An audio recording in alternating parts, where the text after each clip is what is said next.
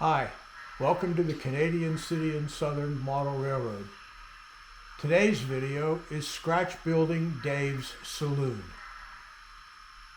a new building for the town of Wolf. Work has been started on Dave's Saloon.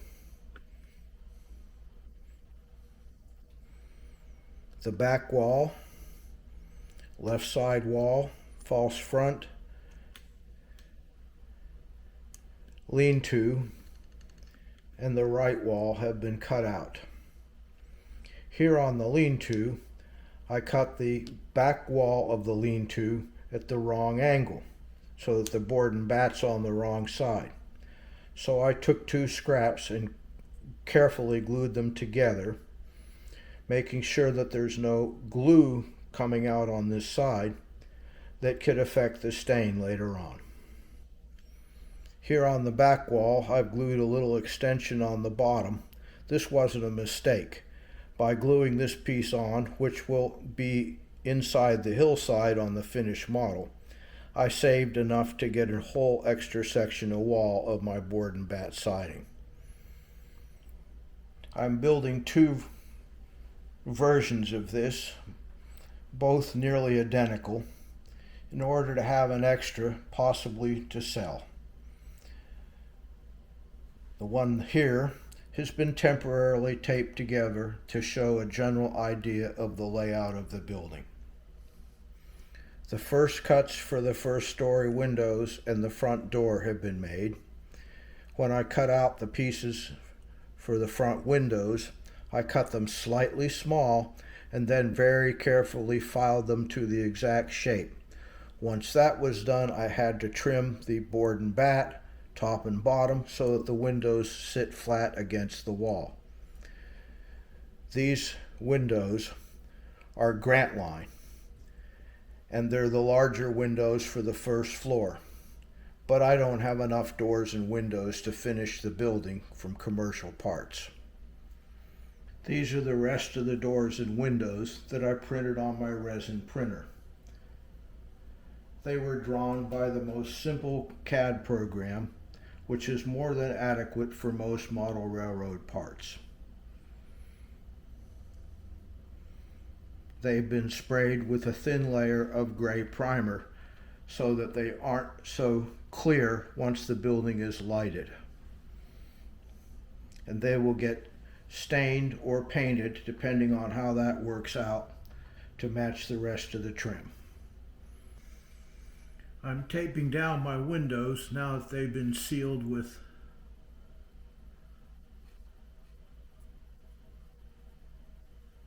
primer. And now I'm painting them with some craft paint.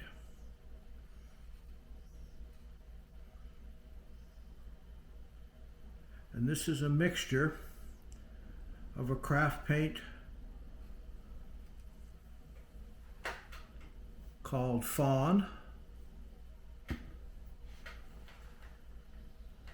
and quite a bit of white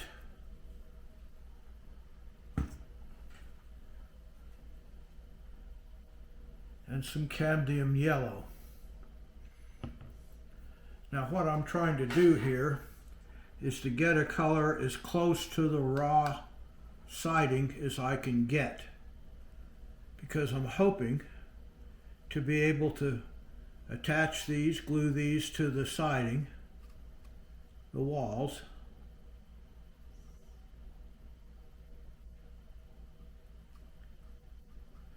and stain them at the same time I stain the walls, because my neighbor Dave, whose idea this was,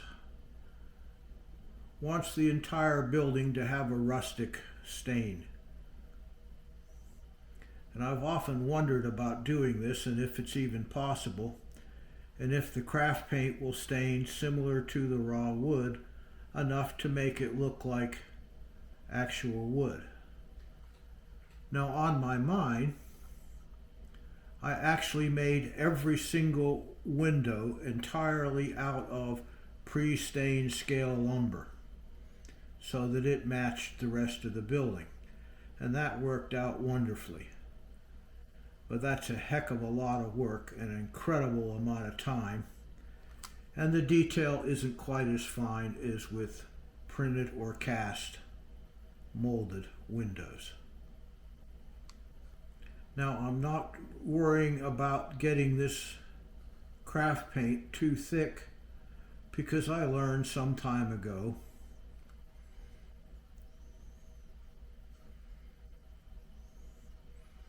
that the craft paint, because it has such a high amount of water in it, shrinks quite drastically.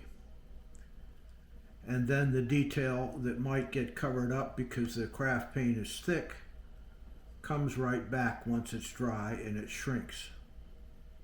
Now I'll touch those up a little bit later on once this is dry. Here are the windows that are already dry. The Grant Line larger windows for the first story so that customers can see in and see how lively the action is, and the upstairs windows, which are somewhat smaller. And those are the ones that I printed myself. The upstairs windows have been put approximately in place.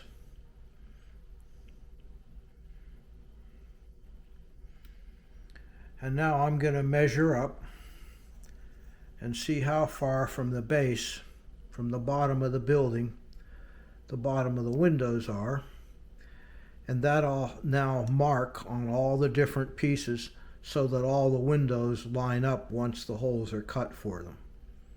And I'll mark those lines with very faintly with a sharp pencil.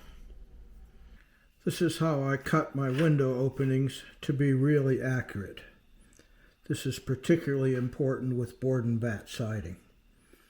Now I've lined up my ruler with the tops of the cutouts for the front windows, which are already cut out. Now I know I need to cut the third, fourth, and fifth bats to get the window where I want it. So now I'm going to make a cut here, and I'm just going to cut a little bit past the bats for this size of window.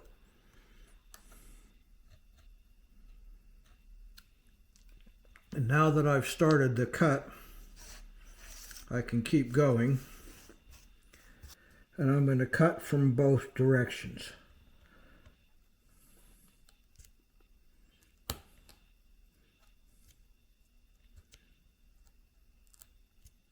Then I'm going to turn around and cut back the other way.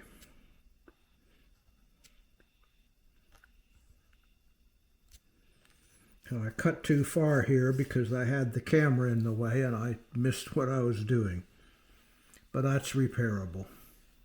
Now I'm going to line up the cut I made with the top of the little insert on the window. Then I'm going to come down and mark the insert on the bottom.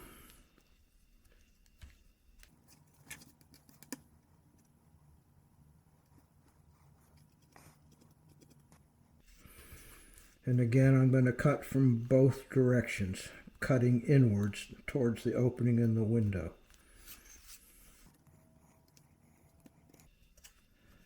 Now I'll cut the sides. And I'm going to do this freehand because it should follow the grain pretty closely. And I'm cutting just outside the bat. Again, from both directions. Turn it around and cut back down the other way.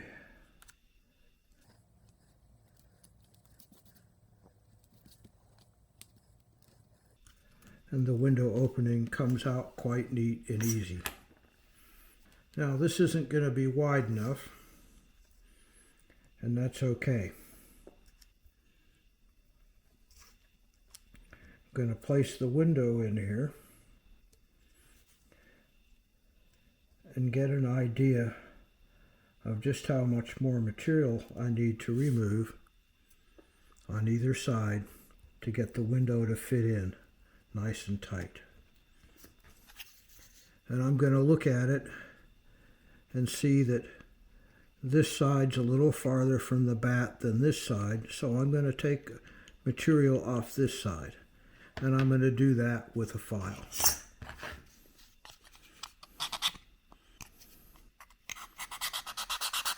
I work from the inside and the outside so that I can support it with my fingers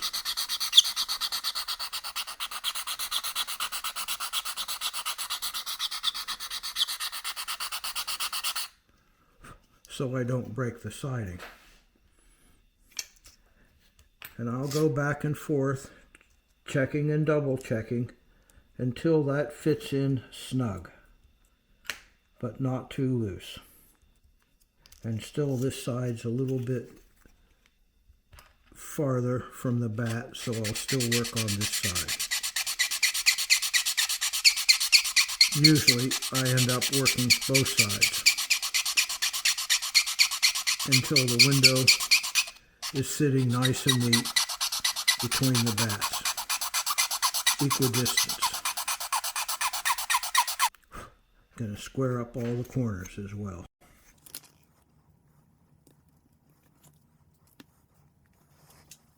Okay, so the window fits in now, but there's still one little thing to do, and that's to remove the bat, or bats, on the top and the bottom of the window frame.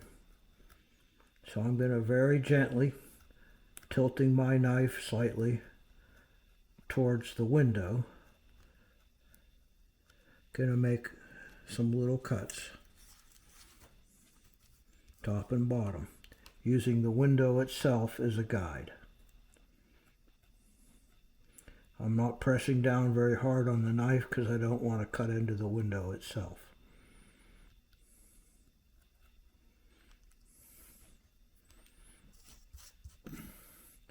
Now I'll just take the knife and pop those bits of bat off.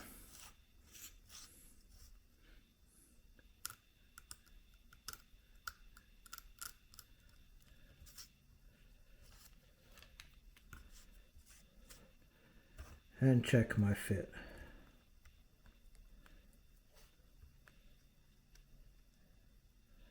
And now the window sits down nice and level with the wall and not sticking up on top of the bats. These are the boards and these are the bats. Board and batting siding. Now I got a pretty nasty cut here from where I came too far with the knife because the camera was in the way of what I could see.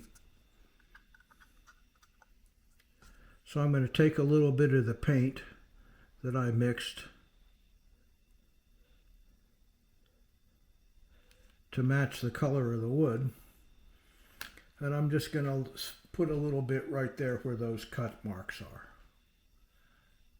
Now I'll let that dry and carefully with small files file it down to where all of the paint except for the paint and the little crack is filled. Here on the second story, the windows, which are supposed to be slightly smaller, line up just with the outside of the bats. So I can use that as a guide to cut the sides. Now on the second story, I'll be using the windows that I printed. And although I did draw in the drawing, three-dimensional drawing, the portion of the window that sticks into the wall, that portion doesn't always print really accurately because it's on the build plate of the printer. So I've already cut the line for where the bats come out on the bottom, but on the top If they don't fit, I'm simply going to take the file and file a slight angle outward at the top of the window. And I'll probably need to do that a little bit more than that. I will also, if it's necessary, depending on each individual window, because they vary very slightly, I will file the top of the window down and in on the inside until everything fits down in flush like the windows on the first story did. The windows are all in, and the walls have been stained with a light wash of burnt umber with a little black. And this is a very light wash. Now I was hoping that the windows, once they were painted a color to match the raw wood, would stain up the same as the wood. But the wood's absorbent and the windows aren't. So that didn't quite work, although it sort of did. But here and over here, some of the paint got on the wood, and it was such a close color that I didn't notice. So now that it's stained, it's repelled the stain here and here. So I've had to make a little tool to try to deal with that. So what I've done is I've made this little sanding stick that's the width between the board and bat. And here where the stain didn't take very well, I'm going to sand down a little bit and try to get through that layer of paint from when I painted the windows. Then I'll come back and restain.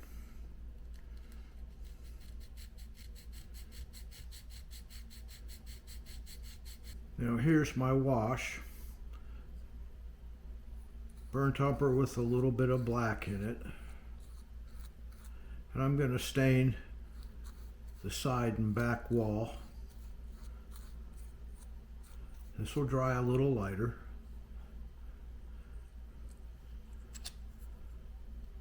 Of the lean-to shed on the side of the building.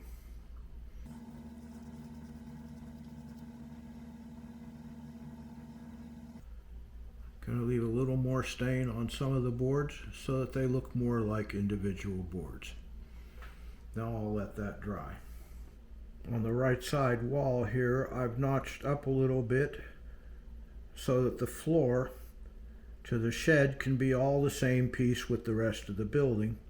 And I've notched on the side a little bit to fit around the edge of the front. This will give me a tighter seam, make the building a little bit stronger, and reduce the need to cut a separate little piece of floor or leave the floor out of the shed. Not that you'll be able to see inside the shed anyway. On the insides, I've put a piece of scrap wood that will hold up the second story floor. It also helps to stiffen up the sides and keeps the building from warping. On the bottoms, a little ways up from the bottom, the depth of the floor, I've put a piece of scrap wood and I've painted it brown so that it sort of looks like a base rail. It'll hold the building stiffer and hold it in place. I've notched the ends to where the various pieces of wall will fit together so I have a nice tight fit. You can see how it fits together here on the first one. The floor will be removable, and until I get all the interior detail, the curtains upstairs, and the lighting in, the second story floor and the ground floor will be removable. The second saloon has nearly caught up with the first one. All I need to do is put the side wall and the end wall on the lean-to. But before I do, I want to make sure everything fits nice. So I put this other end wall up against the front wall, the back wall of the lean-to, and I sanded it down to where it was a precise fit. The angle, the length, and everything like that, so that when I glue it on, after I put the floor in temporarily, everything will line up and the roof to the lean-to will be nice and even and neat. Taking the back wall of the lean-to, I've applied a very thin layer of carpenter's glue, and using the floor as a guide,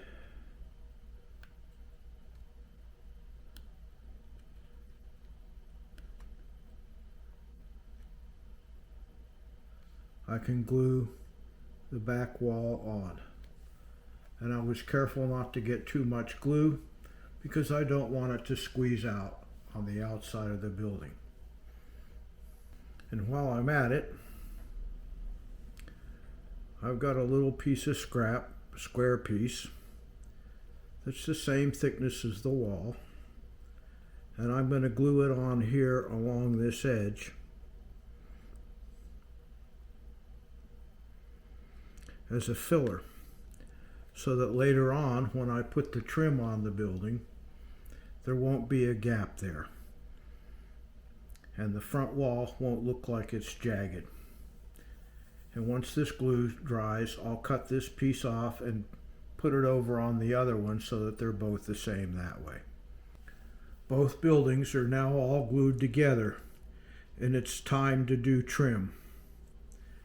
Now to make my trim, since I didn't have enough 2x6s or 1x6s in stock, I took some 3/32 wood and sliced it into thin strips sideways like this.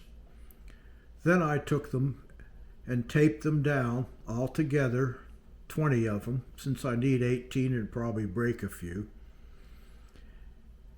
and sanded them down to where they were the right thickness. Then I pre-stained them. So now all I have to do is apply them. And this is the last one.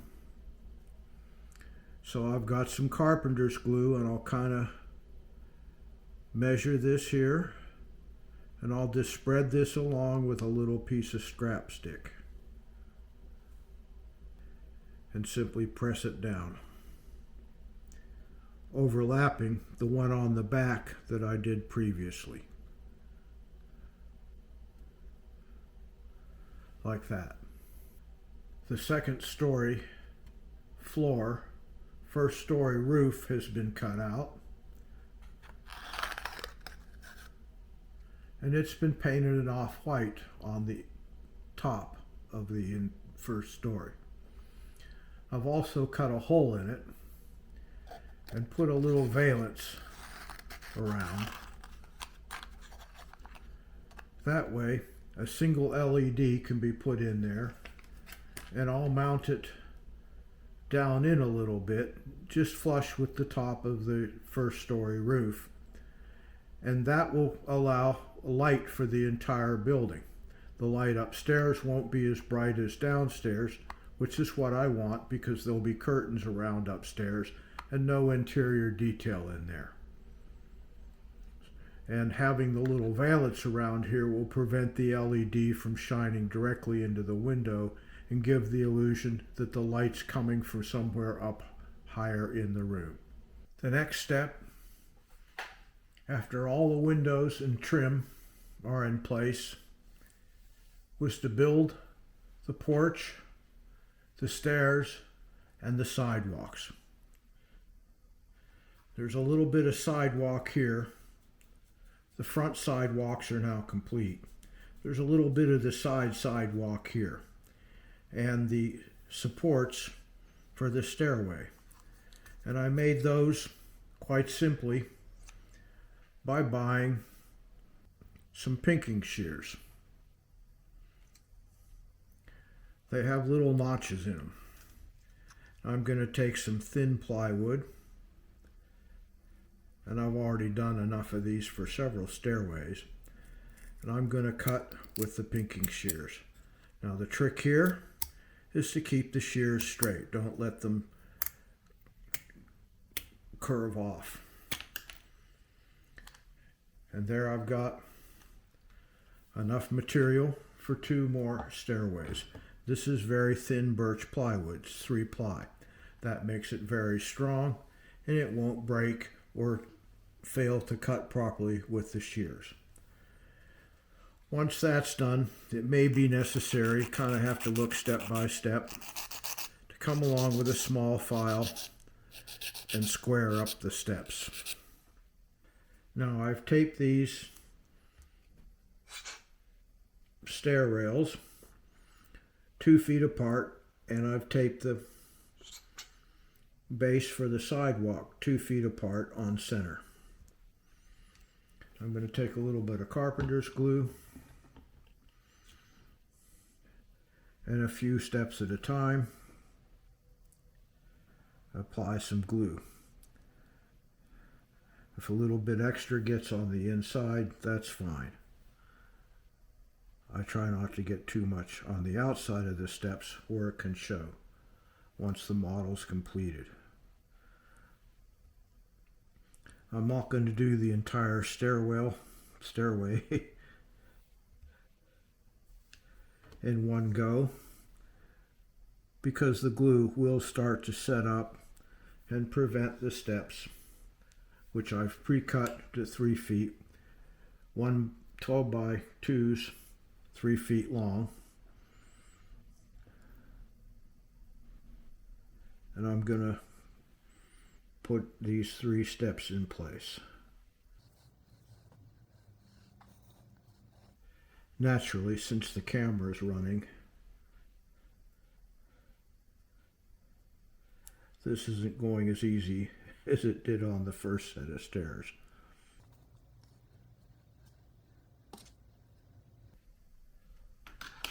I'm going to push lightly down at the back of the step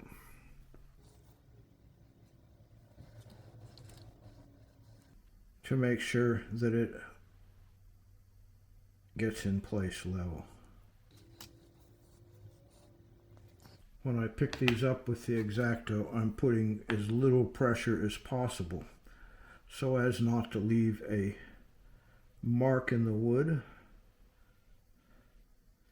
and also so that they release from the knife fairly easily.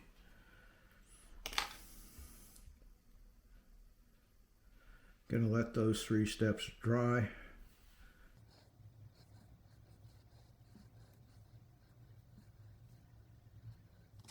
And start the sidewalk. Now I put the glue all the way along on the sidewalk, because this goes a little easier and a little faster, and it's a short sidewalk. Just the side of the building from the steps up to the 2nd floor, and the front sidewalk on the building.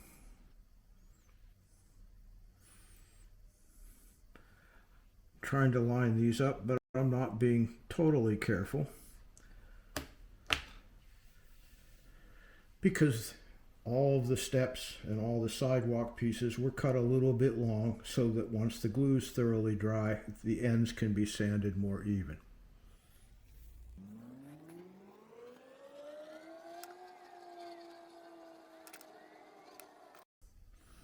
I've left the top step off.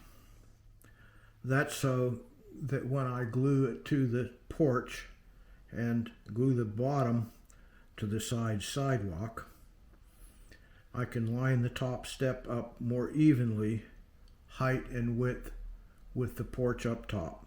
If I put it on now, it might get over too far one way or the other, and then there won't be a nice tight seam, and I'll have a weaker model. The sidewalk and the stairway and the top step have been added.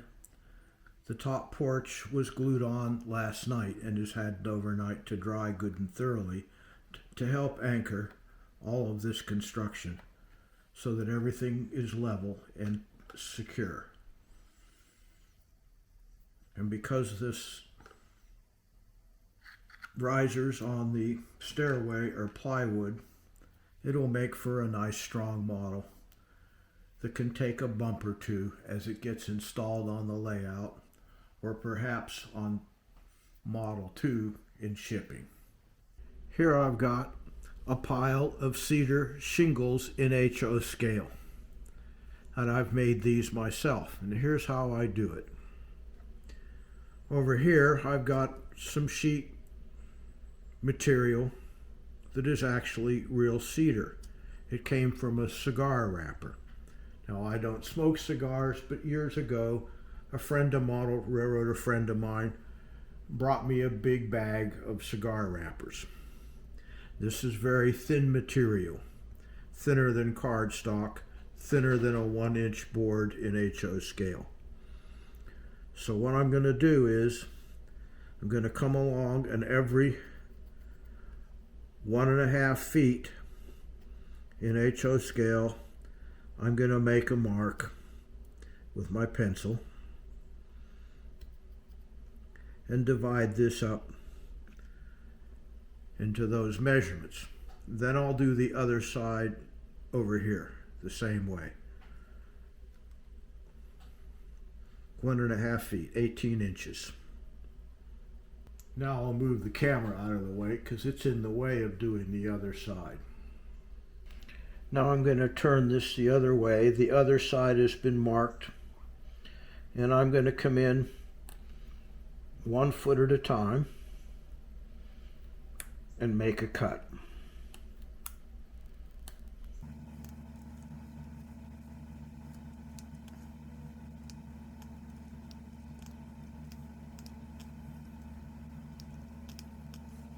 Now I'm going to slice these off.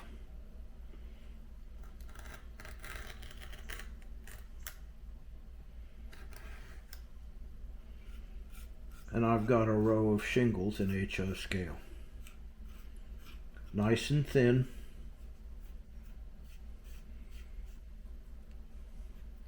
(18 inches by 1 foot, which is actually more like a cedar shake. And the real difference between a cedar shake and a cedar shingle is just that the shakes are a little bit thicker and a little bit bigger. Now I'm going to apply my shingles to my subroof. On some of my models in the past, I've actually built the roof up with stringers, individual stringers, just like on a real roof. Makes for a very pretty roof, but it's a heck of a lot of work, and you don't notice it once the roof is on. And since this building's not going to have a removable roof and floor to show the interior detail, I'm not going to do that. But I have scribed 1 foot lines along the roof. Now I'm going to apply some slightly thinned carpenter's glue and using my line as a guide, I'm going to start applying some more shingles. I'm going to stab a shingle very lightly with my hobby knife and place it on the roof.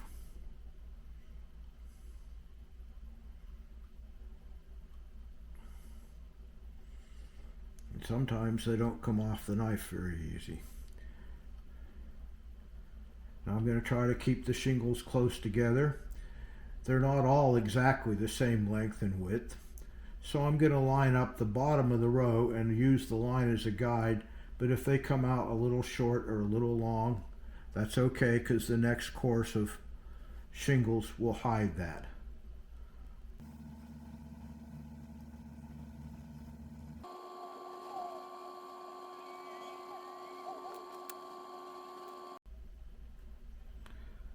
Just like with real cedar shingles, these split.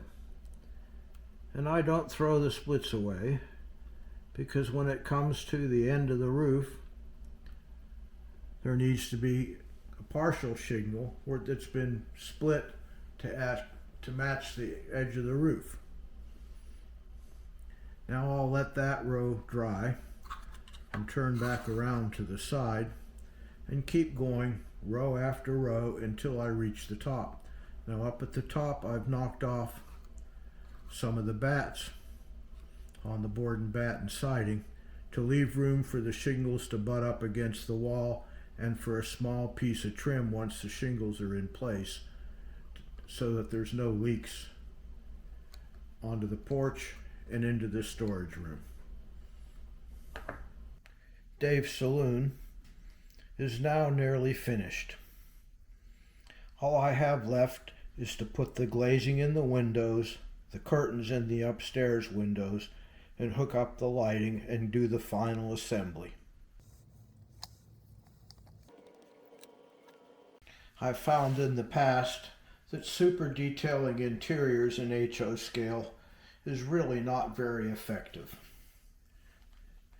A basic interior is generally more than enough.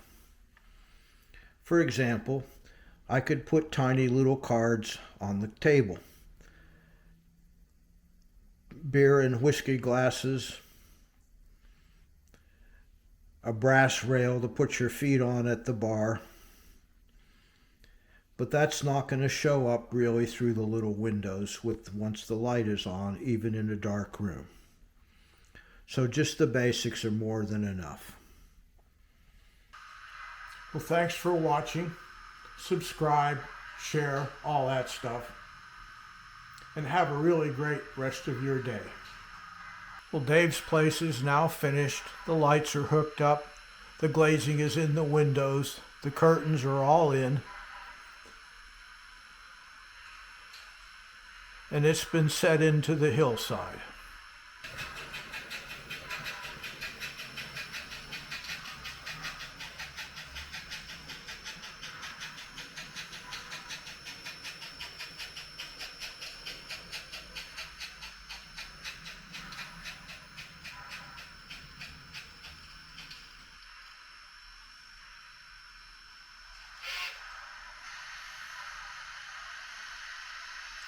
Number 21 has stopped with the passenger train to let a few people out at the saloon before proceeding on to the station.